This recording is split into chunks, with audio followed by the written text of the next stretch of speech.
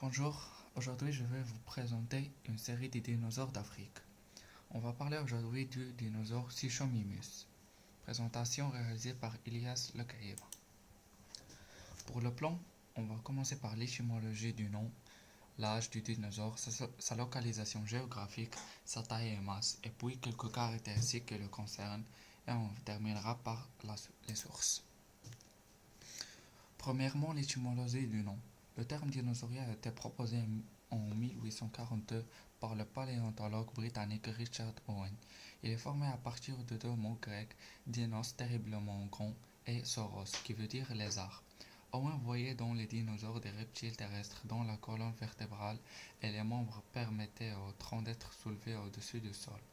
La description scientifique actuelle acceptée des dinosaures inclut également des caractères ostéologiques du crâne, du bassin et des membres. Sichomimus signifie mime de crocodile, un nom venant du grec sucho signifiant crocodile et mimos voulant dire qui mime. Il a été ainsi nommé en raison de son museau allongé et étroit et de son adaptation piscivore.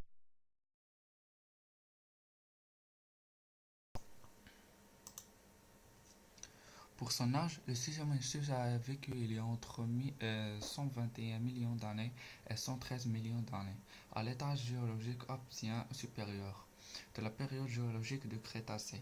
Les 16 espèces citées dans le genre est Sichomimus tenerensis, comme vous pouvez le voir dans le schéma. Pour la localisation géographique de sa répartition, les Sichomimus vivaient dans la région où se trouve aujourd'hui le Nigeria. C'est parce que les seuls restes du Sichomimus ont été trouvés dans cette zone. Passons maintenant à la taille et la masse. La longueur du spécimen type de Sichomimus, un subadulte, a été initialement estimée à 11 mètres et sa hauteur atteint environ 3 mètres. En 2007, son poids a été estimé entre 2,6 et 5,2 tonnes. Et voilà un schéma qui nous compare sa taille euh, par rapport à un homme adulte. Quelques caractéristiques du Sichomimus.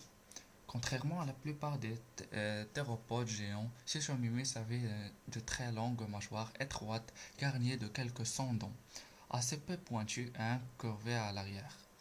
L'animal rappelle les crocodiles se nourrissant surtout de poissons. Le Sichomimus avait un crâne très semblable à celui des crocodiles. Ses narines étaient longues, étroites et disposées horizontalement. Le cou de ce dinosaure était très musclé, en raison de sa courte hauteur. Il avait environ 16 vertèbres sur le dos